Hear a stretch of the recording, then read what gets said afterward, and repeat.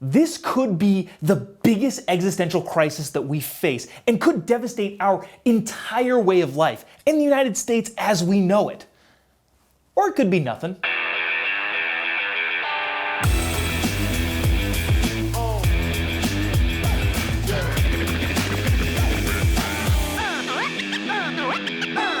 Hi, my name is Joe Bob, and this is Barely Paying Attention. Today we're going to be talking about the debt.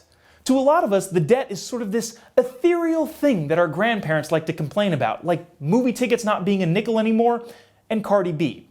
But regardless of how out of mind our grandparents' worries tend to be, the debt has the potential to become a world-changing problem. It might even be likely. That being said, when people say the debt, we all should have a better understanding of what that means.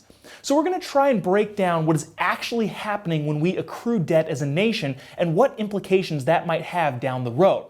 Sidebar, as we go along, know that we're completely aware that some of the things being said can be extrapolated into much more in-depth theories. But for this video, we're going to go over things in a more general sense. Sort of like, in a general sense, Cardi B was totally appropriate on network award shows in prime time. I'm talking wop, wop, wop. Now, on the face of it, understanding debt is not all that difficult. If your friend loans you money, you've got to repay them that money at some point. Until then, you're in debt. Same basic system applies to the national debt, except instead of you owing Sandy $5 for the burrito, we, as a country, at the time of this recording, owe over $28 trillion. If the government had to tax us to cover the debt, that breaks down to about $85,000 per citizen. But wait, remember that a huge percentage of the population doesn't pay taxes, which is a pretty major concern that we'll address in a future episode. But that leaves each taxpayer with a bill of about $225,000, which is a number that feels a lot like this.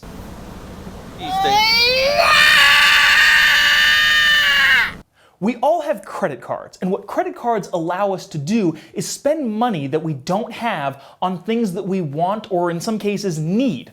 With credit cards, we are effectively borrowing money from the credit card institution to be paid back with interest at a later date. The US government essentially does the same thing when it comes to borrowed money.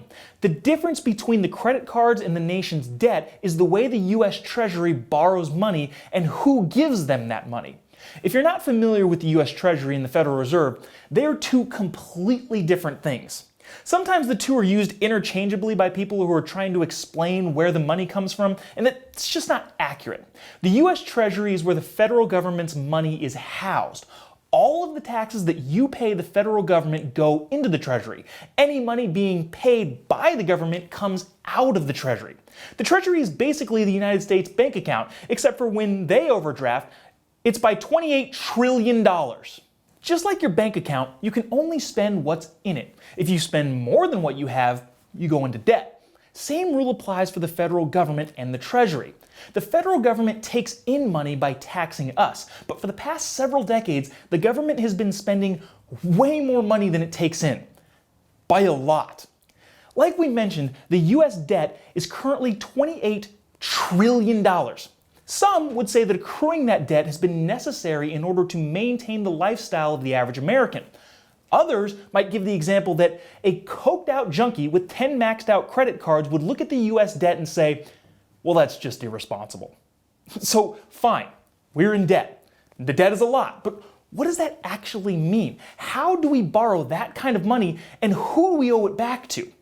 Unlike credit card debt, which is held by a single institution that can bear the financial burden, no one entity can handle the $28 trillion tab the US is carrying. So, in order to raise money and continue federal government spending, the Treasury issues notes and bonds. US Treasury notes and bonds are then purchased by various people and entities. Buying a US Treasury bond is like lending the United States money with the promise that they'll pay it back with interest at a later date. Personally, I own several US Treasury bonds, and until those bonds are paid in full with interest, the United States of America is effectively in debt to me. Kneel before your king. The government borrows money with the promise to pay it back with interest. US debt is held by anybody who owns a US Treasury bond. And anyone can buy a bond. You, me, a bank, Cardi B, a business, even foreign countries can buy US Treasury bonds. Right now, both Japan and China own over $1 trillion of American debt in the form of notes and bonds. The reason people keep buying Treasury notes and bonds is because the US has always been able to pay them back. Eventually. Now, you may be asking, well, if we're in so much debt, why doesn't the Treasury just print more money and pay that debt off? Well, there's a lot of reasons why that can't happen, but mainly it's that the Treasury is not in charge of printing money. That's the job of the Federal Reserve, which is a central bank and entirely separate from the Treasury. The Federal Reserve, or the Fed, is a quasi-independent entity that, in essence, controls how much money is in circulation. Kind of like how my wife tries to control the amount of pizza slices that circulate into my tummy. Now, that's not a perfect analogy because, in a sense, the Fed creates theoretical money. What we're trying to say here is that nobody likes theoretical pizza. Look, there's a lot that goes into explaining the systems in which the Federal Reserve operates, but we're just not going to go into all of that right now. Just know, in broader terms, the Federal Reserve has a big hand in the amount of dollars in circulation and operates with the goal of maximizing employment by setting and adjusting interest rates. You got it, dude. Now, if you've ever been in a bounce house, you've heard the term inflation. That's not what we're talking about here. We're talking about economic inflation, which is when too many dollars are put into the system and it devalues the dollars that already exist. It's like if you brought a homemade apple pie to a potluck. Everybody wants to make sure they get a piece of your apple pie. But Gretchen also brought a homemade apple pie, even though she uses stevia and not real sugar. People aren't going to just want your specific piece of pie. But, hopefully I'm at this potluck because I tend to give equal value to all pie. Go! Now, some inflation is good because it promotes spending. If $1 today is worth more than $1 tomorrow, people will continue to spend money and businesses will continue to invest. Historically, the Fed has tried to keep and maintain a 2% inflation rate, which would take forever to fill the bounce house, but is good for the American economy. But what happens when a drastic amount of money is put into the system? So much so that $1 today is worth 10 times more than $1 this afternoon. That's called hyperinflation. Imagine you brought an apple pie, but everyone else also brought an apple pie. Your apple pie doesn't really have any value past being just another apple pie. Now, there are plenty of examples of countries whose currency have collapsed under the weight of hyperinflation, but the most famous is probably Germany in the 1920s, when a loaf of bread cost 1 trillion Deutschmarks, and where we get photos like this. People burning German marks because it was cheaper than burning wood. Now, there are some pretty concrete reasons as to why the Fed probably shouldn't just print unlimited amounts of money. But the biggest difference we have from other countries is that unlike the collapse of German, Venezuelan, or Turkish capital, the entire financial world revolves around the dollar. That makes our debt situation unique and essentially an experiment that has never been tried before, which is typically not the type of experiment people get lined up to be involved with. Now, for you economist types who are screaming, but wait, we are printing money. We're not going to get super into quantitative easing, but briefly for everyone else, quantitative easing is a means of inserting capital into the system by purchasing government securities. In other words, the Fed is printing money, just not in the conventional way of making it easier to access through banks, but instead by buying debt. The bottom line is that we're creating new money at the risk of inflation to cover Treasury debt. If that went over your head, that's okay. Might have gone over mine too. But hopefully things get a little more simple from here. I don't think so. The capital infusion from the Federal Reserve debt purchases doesn't necessarily have the same risk as overheating inflation through conventional means, but as your cousin Brandon, who just got his $100,000 Tesla repoed, will tell you, debt can still be a huge problem. When you take out a loan, that loan is always backed by an asset. The lender insures their loan by demanding that you use an asset as collateral. That way, if you default on your debt by not making payments, the lender can take control of the collateralized asset. Easy with it. But what $28 trillion asset is backing our debt? What is it that allows us to continue to create debt at such an astronomical rate? This is going to sound crazy, but it pretty much all comes down to one thing: belief. Yeah, the very thing that New York Jets fans have at week 1 and then subsequently lose around week 6 is the same thing that props up almost $30 trillion of United States debt.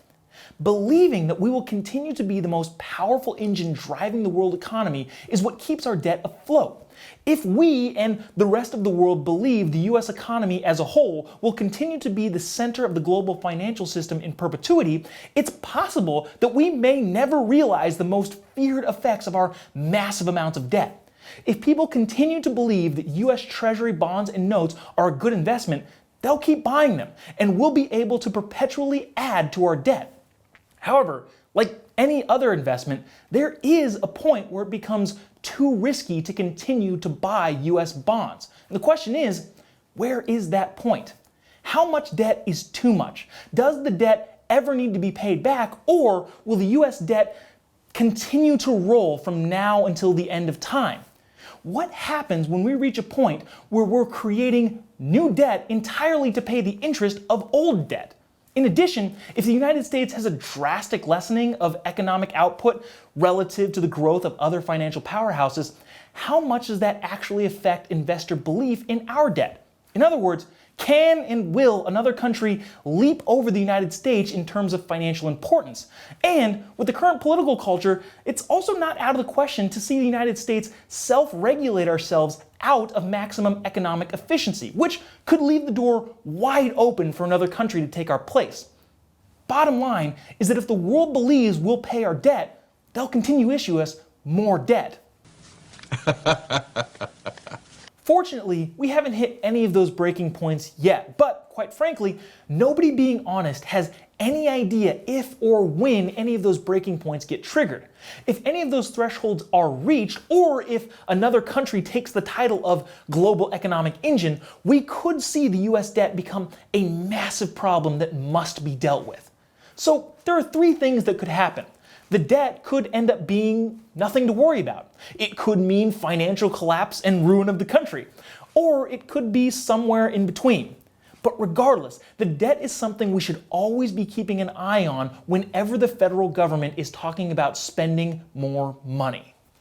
That's our show. For those of you barely paying attention, thanks for doing so. We'll see you next time.